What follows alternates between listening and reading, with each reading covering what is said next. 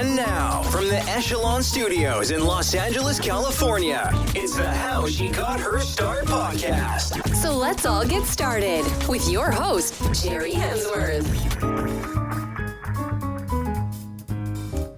Welcome to How She Got Her Start. This is Jerri Hemsworth, and How She Got Her Start is a podcast of love and for me.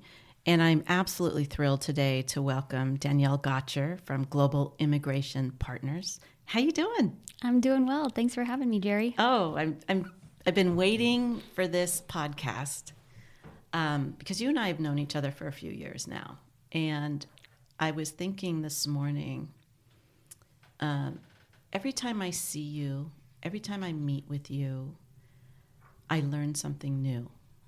Not only about what you do in your business, but also about you personally. And I find you incredibly fascinating and inspiring. I do. I'm blushing. She's blushing. She's turning 16 shades of red. But it's true. You tell us exactly what do you do and what is Global Immigration Partners? Well, Global Immigration Partners is an immigration law firm. We practice exclusively in immigration law. It's myself and my husband that own and run the firm, along with 9 other attorneys. And we're in Agora. And we, a lot of the conversation around immigration really focuses on the border and on illegal entries. And actually where we practice is in legal immigration.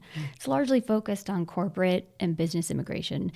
Employers from across the U.S. who need to bring in talent or retain talent that is not, they're not U.S. citizens or green card holders, so they need some type of work authorization to be here legally and work legally in the U.S. And there's literally an alphabet soup of different types of visas depending on the job, the background, and the country. And we help employers figure out the best options and strategically plan for future hires. And we work with a lot of multinational organizations who are moving people around the globe to and from foreign countries and in and out of the U.S. Same with some foreign investors who are looking to expand their businesses from Europe and Asia into the U.S. and need help bringing their talent as they expand.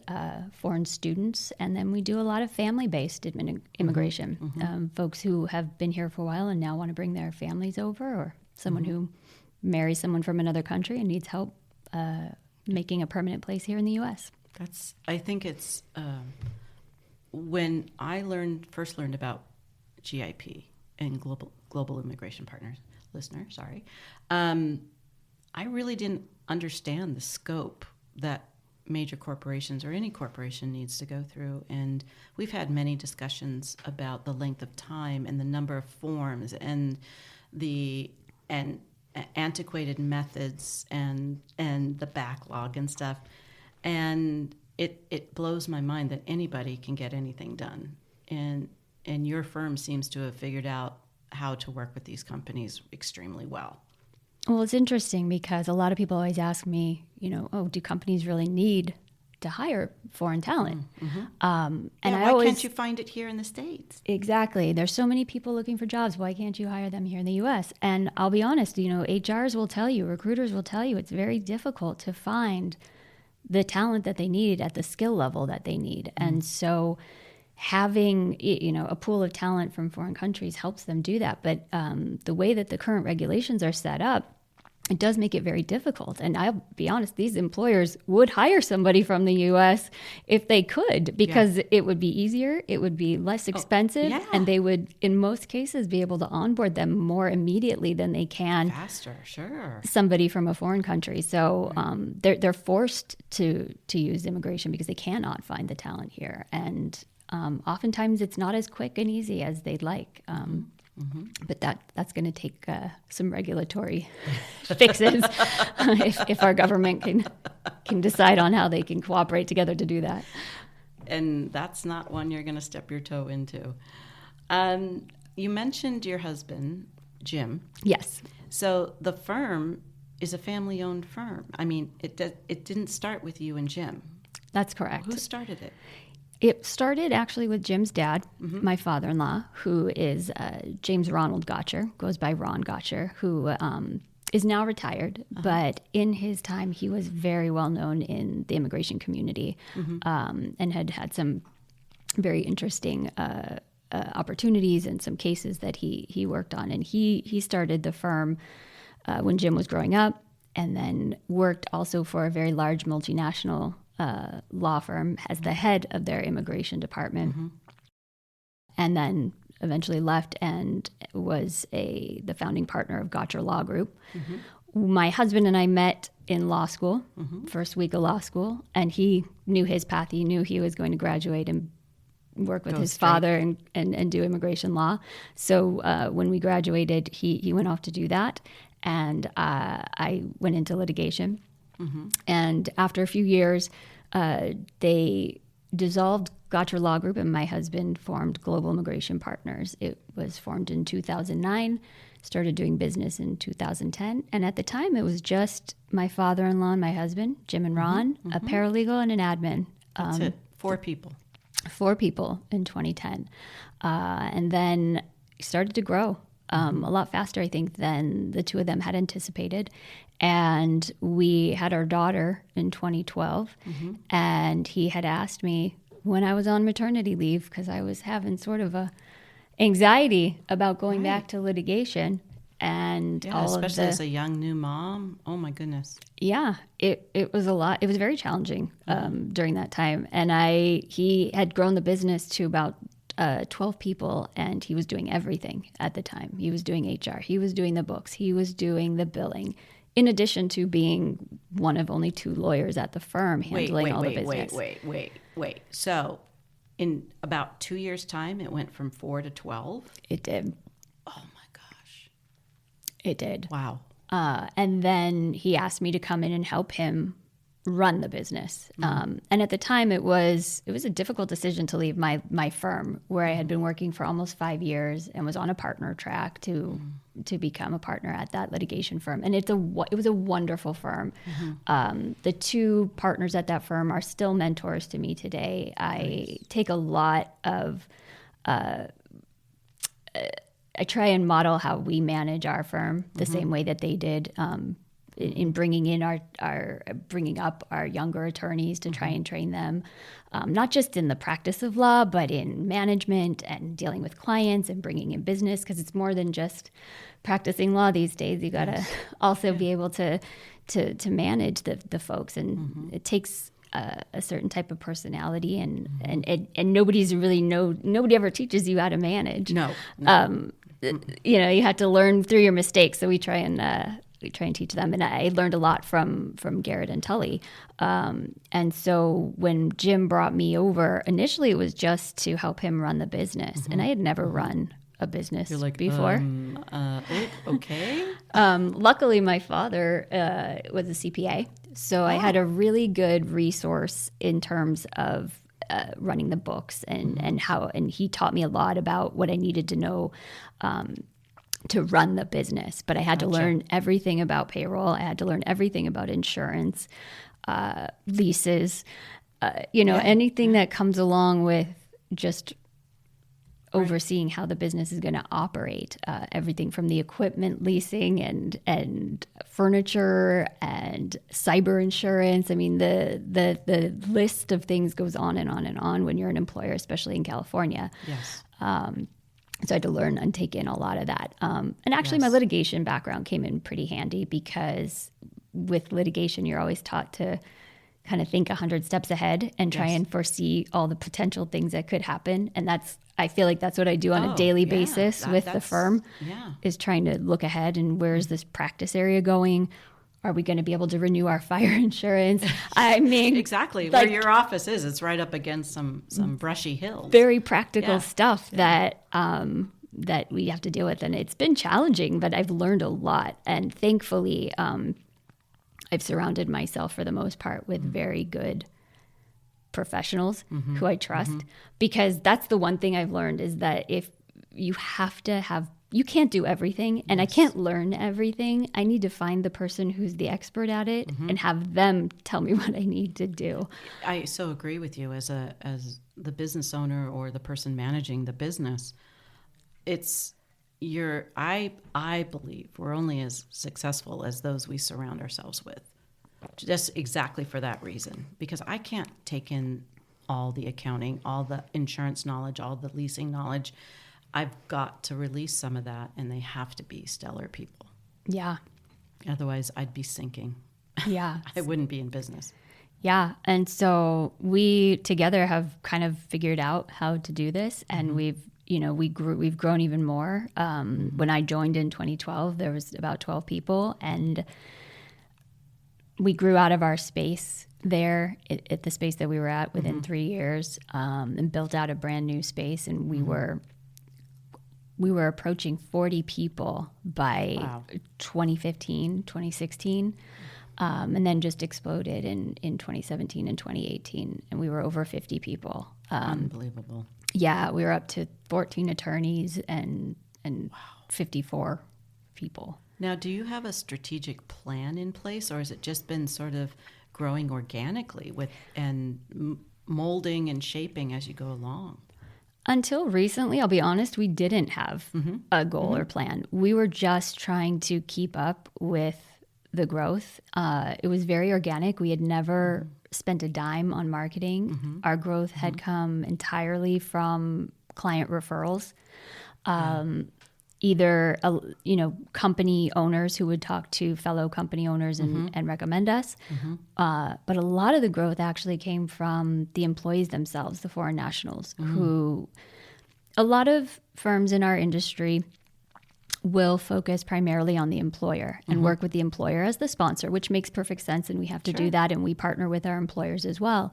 But oftentimes the employee gets cut out of the process and they don't know what's going on. They have a lot of questions. They have a lot of anxieties. Yeah, this is their life. 100%. I mean, if you or I lose our jobs, no big deal. I can go find another one. Right. Some of these folks, if they lose their job, they have 10 days to 60 days, depending on what visa they're on, to find another job, or they have to leave the U.S. Or leave. And they've got families, and they've got kids in school, and they've got rent and mortgages that they have to deal with. And it's a big deal, what they're dealing with. And so we make a very big point that we speak with our clients, both the employers and the employees. And we develop relationships with these employees because these processes can take years, especially when you're talking about sponsoring somebody for permanent residency or a green card.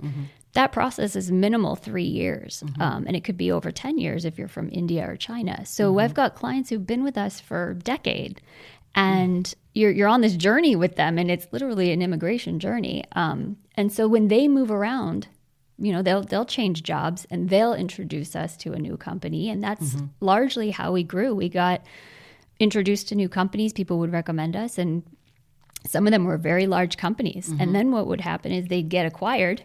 And now we had in some cases you lose the company because they get acquired. But in a lot of cases, we would then take on all of the entities that were under that umbrella. And it was we were just trying to hire people and keep processes in place and make sure that we could continue to serve the clients and give them the quality work. And we were just trying to manage that growth.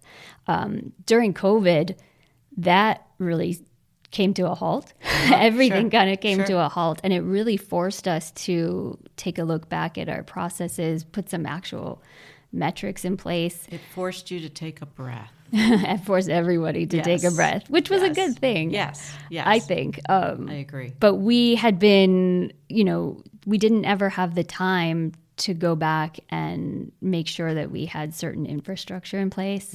And when you grow so quickly, there are things that break in your process, which is a good thing. You have to, in order to figure out how to scale your business, you have to see where those weak links are. And so we found them, and we had to do a lot of work during COVID. And it made it very challenging for our team to work remotely in what we do.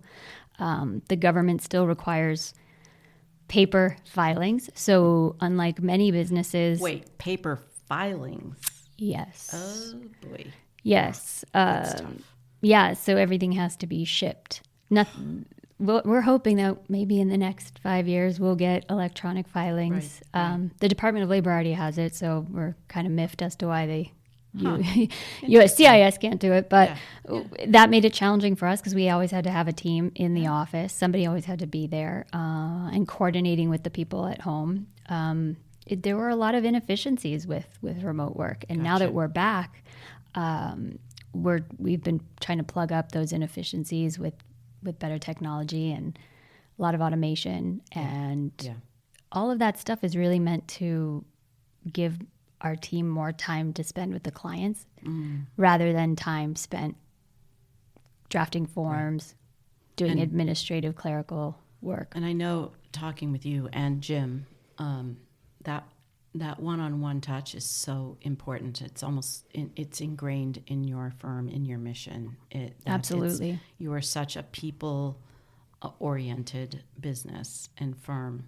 It's very inspiring, and you just don't see that as much as we would like to, you know? It's always been important to us. I can't imagine not being responsive and there for the clients. And the employers too. I mean, it's stressful for them when they don't know if they can hire the person that they need. Right. During COVID, when people were stuck abroad, trying to get them back to the U.S., figuring out how they're going to do payroll when they've got somebody who's stuck in India. All kinds of layers to that. So there's just a lot of anxiety around the employment situation. And they need to hear from somebody that, one, what they're going through is normal. Unfortunately, this is what we're dealing with right now. And hang in there, it'll be okay. I've seen this before. And here's plan B and here's plan C. They get reassured by knowing that if our first option doesn't work, we're there with backup plans, and that seems to help. Or we need to strategize with them if, God forbid, something happens in their home country and they need to leave. A family member is sick or dying. How is that going to affect them? Are they even able to travel home? Do we need to file anything for them to be able to re-enter the U.S.? It can get, these are real people with real lives, and you're in there holding their hand, and you're there with them. But it's not all bad. It's also very gratifying. I mean, I bet when you're with a client for years and they finally get their green card, and you're like, yes, and they're just so thankful for everything and just being there for them during the journey. That's a lot of what we get, is that in our feedback is, thanks for answering all my questions and being so patient and always taking my calls. And to me, that's what I'm here for. Of course I'm going to do that. But to them, I mean, it's a huge deal that they had this person kind of holding their hand throughout the process. Humanity. Awesome. Let's back up a little bit. Where'd you go to school? Where'd you grow up and go to school? So I grew up in the San Fernando Valley. In fact, my husband and I lived 10 houses apart for about the first 6 years of my life. We both lived on the same street and didn't even know it. And then, I know, it's crazy. And then my family moved to Calabasas. So I grew up in Calabasas, went to Calabasas High School. And then for college, I went all the way to Boston University. That's kind of a trek. It 3,000 miles away. It was. I was very keen on going far away for college. I had grown up in Southern California, and I love Southern California. Sure. But I really wanted to get out of that bubble and experience something new. And to me, the East Coast, and especially Boston, was just like so romanticized, I guess you could say, for college. Sure. And at the time, when I went to college, I wanted to be a broadcast journalist. I wanted to be like an investigative reporter. Gotcha. And Boston University had one of the best colleges of communication in the country. Yes. And so I got a scholarship to go there, and that was actually how I convinced my parents to let me go there. You had to convince them. Yeah, well, they wanted me to, I got into Berkeley, and they were like, well, Berkeley is a great school. Why would you say no to Berkeley? it costs X amount, and Yeah. Boston University Boston's- costs twice as much. Yeah. So Yeah. Plus living expenses in Boston. yes, absolutely. Although now they're probably about the same as Berkeley. So. Oh, who knows? It's very expensive. It's a private school.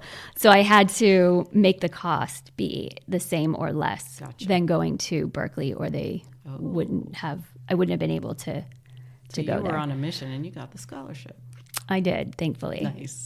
So I went to BU, and I actually ended up double majoring in communications and in political science, because I've just found this. I always had a passion for U.S. history, and I just really enjoyed those classes. Right. And it was great. And then my focus kind of turned a little bit more towards the politics side. And I was thinking that in college I would maybe want to either be a lobbyist or work in DC in media, doing journalism for the Washington, DC area. Sure. So I did get an opportunity when I was in college to work in DC. Yeah. I worked at the communications and press office for the vice president. So I was working at the White House, So you got it. It was an internship it was an internship. in the White House. Wow. Yes, in the White House. It was during my senior year of college, and it was an interesting time to be there. It was I'll share. It was in the Clinton White House, but I actually worked for Vice President Gore in his communication office, and at the time he was running for president. Gotcha. And this was when everything with the hanging chads and all of yes. those Supreme Court hearings were happening. Oh, what a time to be in the communications office. It was a very interesting time to be there and see who was coming in and out to do interviews and putting together, press releases that they would issue on various things. And you'd have to coordinate with the campaign office, because certain things had to come out of the campaign office versus the White House press office. Danielle, you must have been running nonstop in that office during that time. Interns aren't that busy. It was more answering a lot of calls and getting people press clearance, but I got to see a lot, and I got to help proofread a lot. And actually, one of the folks that I came in contact with a lot there was one of the in-house counsels, because everything that gets released has to go through legal. And that was actually very eye-opening for me, that the lawyers were involved in so much. Every single word was scrutinized. And, because certain words could be taken or interpreted in a certain way, which, to me as this 21-year-old, I was pretty naive at the time. I didn't think that far ahead, and they would catch things that didn't even occur to me that could potentially be taken the wrong way. So they would edit things, and the legal counsel, which is a very bright woman. And I was just fascinated that was a job. Wow. That was someone's job to make sure that what they were releasing wasn't going to be illegal or offend anyone. And then obviously Gore did not win that election. And so I think if he had won, I would have stayed in DC and probably worked in that White House. And when that happened, I had to figure out what I was going to do. You were suddenly when I graduated. A recent graduate. And what happened once you graduated and you were out of the White House? I wasn't sure what I was going to do then. And so I decided I would move home to LA. So you came back? Came back to LA. And I took a year off. I worked at this architecture firm, which was just such a blip. Sure. It was a very high-end architecture. I was a receptionist there while I took the LSAT and got ready to go to law school, because I figured, all right, well, there's a lot of lawyers in my family. So they were like, well, you could do a lot with a legal degree. And I did enjoy writing. And I thought, I don't know if I really want to practice law and be, in the courtroom, but there were a lot of other things that I could do with a law degree. So I thought, okay, this is a Well, and then you good idea. also had sort of that experience with the lawyers in the White House. So that must have been like, oh. Yeah, it just opened my eyes to, like, there's so many things that a law degree or a lawyer can do outside of the courtroom. Right. Yeah. And that a lot of what they're doing is just counseling and giving advice and being that person in the room who's looking out for whatever the the liability might be, as opposed to with the press or something else. But this was also right after 9/11. Right after I graduated from college, 9/11 happened, and it was just a crazy time, right? Sure. And so we all didn't really know what we wanted to do, and I thought, okay, law school sounds like a good idea. And where'd you go to law school? I went to Southwestern University here in Los Angeles. And like I said, I met my husband like first week of law school. Where'd you meet him? We were sitting next to each other in class. Just Hi there. Yeah, just started school. Got and an extra pencil? Kind of. No, he was very quiet and humble and a little bit shy, and there was a group of us that kind of became friends and hung out and started dating a few months later. Wow. And then how long until you were married? We graduated from law school in 2005 and got engaged about a year later and married about a year after that. God. So you had mentioned that you went into litigation, but that wasn't, you wanted to stay out of the courtroom. So how did that happen? I, like a lot of folks, came out of law school with a lot of loans. And I needed a job. And at the time, that's who was hiring. At the time, I thought, you know what, I'll do this for a few years. I'll get a good foundation in litigation, see if I like it, and who knows? Because at the time, I really just needed a job.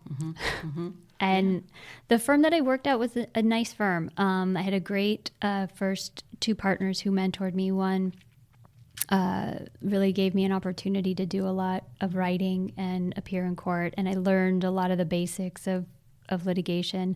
And the other partner oversaw a lot of catastrophic injury and toxic tort litigation. So these were, very high monetary value cases.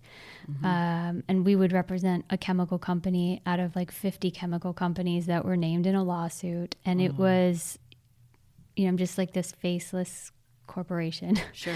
And there were some very sad cases where, we were brought in to defend a large company, usually a chemical company, and the plaintiffs in the case were sick. And, I don't know that my clients were to blame, but those were hard depositions to sit in, hearing about treatments and illnesses and having to grill people on their past and figure out if there were any other causes to their illnesses. And I didn't love what I was doing at all. I really didn't like the catastrophic injury cases either, and having to look at photographs of crime scenes and accident scenes. And I really only lasted at that firm for a couple years and moved on to another firm that I worked out for about a year. They did the same type of work, and again, I was just not really loving what I was doing, and it had to be stressful. It was more depressing to this is why I went to law school. Like, I didn't feel like I was, the people that I was helping, I didn't really feel like I was helping anyone, and I didn't really feel fulfilled. And as a young lawyer, I was getting good experience and doing well, but I didn't really love the type of cases that I was handling. And so then I started looking for another position, and I found a great firm that still did litigation, but it was not personal injury. It was professional malpractice defense. So representing attorneys and CPAs when they would get brought into suits, either sued directly or oftentimes they, like with the CPAs, they'd get subpoenaed for records or deposed because they were involved in a business or a divorce or something like that. So we would have to represent them at a deposition and work with them. And I did a lot of business litigation, partnership disputes, stuff like that. And I actually really enjoyed that much more than the personal injury aspects. But it's stressful to be in litigation because you have very long depositions. You have billable hour requirements. You have people who do ex-party hearings where you find out the day before that you have to be in court the next day. Oh, hello. Yeah. And, you know, it was fine in my 20s when I didn't have a kid and, you know, I could stay late or show up the next day. You know, I didn't have as many responsibilities. But then after having our daughter, I wasn't sure that I could keep that up or that I wanted to, really. And it just kind of coincided with this time where there was a crossroads at the firm and Jim really couldn't grow it because he needed help. Yeah. And, you know, it was actually a really good time because I could work there part-time while our daughter was an infant. You know, for the first 18 months, I really only worked, 2 to 3 days a week. I could do what I needed to do to help him run the business from home or at the office and still be with our daughter. But we continued to grow, and there were certain holes in our practice area that we needed to fill. And so I learned those practice areas so that I could become the expert on those in our firm.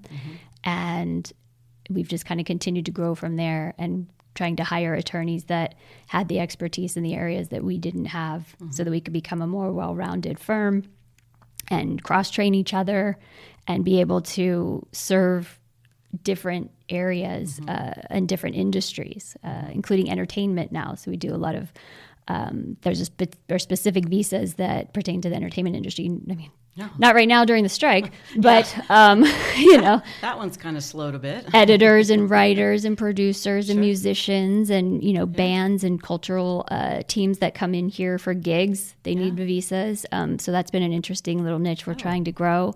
So just things like that, we're trying to gather the talent to expand the practice. I think that's it's a great step. What a obvious step for you guys, I think. You mentioned your daughter. Yes. And you're a mama, obviously. Oh, yeah. And how do you find balancing being mama and being like managing partner? It's hard. I feel like or at least me personally, I always feel like I'm letting something down. Sure. Right? Like, I'm not spending enough time with my daughter because I'm at the office too much. Or I can't get to that at the office because I got to go take my daughter to water polo practice. Right. I mean, I'm very fortunate that I own my business and I have control over my own schedule and my own flexibility. So that I am very, very grateful for. But I have a lot going on, and sometimes I'm with my daughter from like 3 to 6, and then I got to jump back on the computer now at 9 o'clock at night. Right. And it can be very tiring to do all that. And sometimes I always feel guilty, like I'm not giving enough to any one person. Everybody I've interviewed, especially on this podcast, we're all mamas so far. We're all mamas. And that's a very common feeling. I know I felt it too. My daughter's now 23, but even now I still sort of feel, okay, I've booked up my week, but I didn't schedule Libby time in there, even at 23, and she's living her own life. Yeah. I don't know that feeling ever goes away of, am I spending enough time with my kid and the balance? And I'll be honest, we talked about having another child, and I think we had always thought we would have at least 2 kids.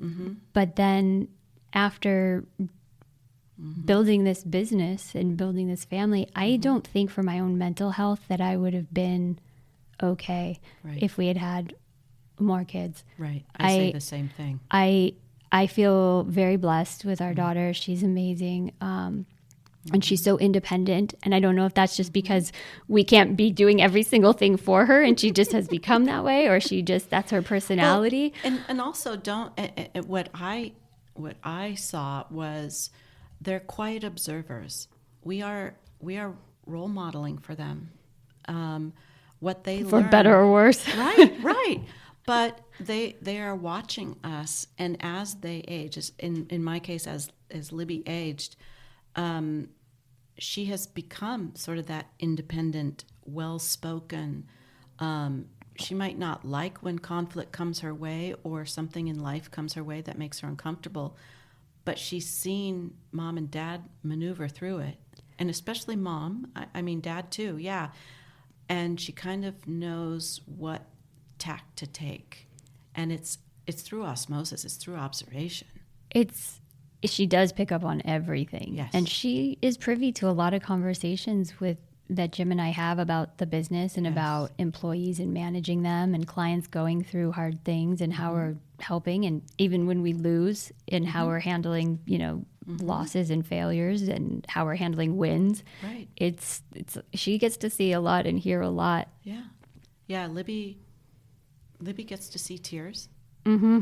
I don't remember. I never remember seeing my mom cry in front of us. I could hear her sometimes, but I chose to never hide the stresses or the things that matter from her. And I think as business owners and working moms, being able to, like you, mandate our own schedules and be there for our kids. I know Jen Felton does the same thing, and Jessica Liu, and it's interesting, you're all three attorneys. It matters, and I think it helps that we're conscious of it. Oh, yeah. I think it is a challenge to everybody, but I feel extremely grateful as you that I could mandate my schedule. She sees me having bad days, and I'll tell her, today was a bad day, but you know what, tomorrow will be better. And I try and just teach her how to deal with that stuff too. Right. And you said she plays water polo. She does. Yeah, that's got to help her too. She just started a few months ago, so she seems to love it so far. That's cool. Yeah. Well, Jim played growing up pretty competitively throughout high school. And so she knows her daddy plays water polo, and she's been doing swimming, since almost the time she could walk, and just loves the water and loves being in the pool. And so she's decided, I'll try this. Daddy played, so let me see if I like it. And she seems to really love it. So that's cool. We'll see where that goes. And yeah, she also, I'm so proud of her. She's been playing piano since she was 6, and now is starting to figure out how to play songs she just hears on the radio, or making up songs and singing all the time. She just loves music. So might have a musician on your hands.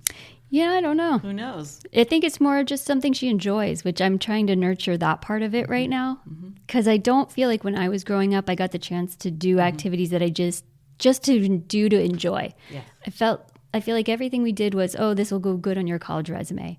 Gotcha. Or, everything was like, got to be competitive at the sport, or, get the award. And I don't know that I was ever given an opportunity to do something just because I might enjoy just for fun, just doing it for fun. Right. And so I'm trying to be in tune with what is making her happy. Yes. And giving her the chance to do that too. Yeah, we learn how we grew up, what we want to do and what we don't want to do with our kids, but to watch her grow and emotionally, personally, physically, it's amazing, and I know it's a great journey as parents, and I can't wait to see how she. We're entering a new phase now. She's 11, and she's about to start middle school. And so I feel like this is a huge transition right now from elementary school kid to middle school and then high school, tween and teen. Yeah. I'm excited to see what she's going to do and what she's going to be into and like doing. I'm excited to see how you and Jim deal with it. Oh, man. Just take a deep breath. It's not personal meditation. When she gives me an attitude. I just look at her and say, what did you say? Yeah. Okay, you're in a mood today. Yeah. Watch your tone. Yeah. All those things Mom used to say to us, right? It's coming out of our mouths. Oh, it's terrifying. Yes. Danielle, thank you for being with me today. I really love chatting with you. Thanks for having me. We'll talk soon. All right. You've been listening to the How She Got Her Start podcast, brought to you by Echelon Business Development. More than just networking, way more.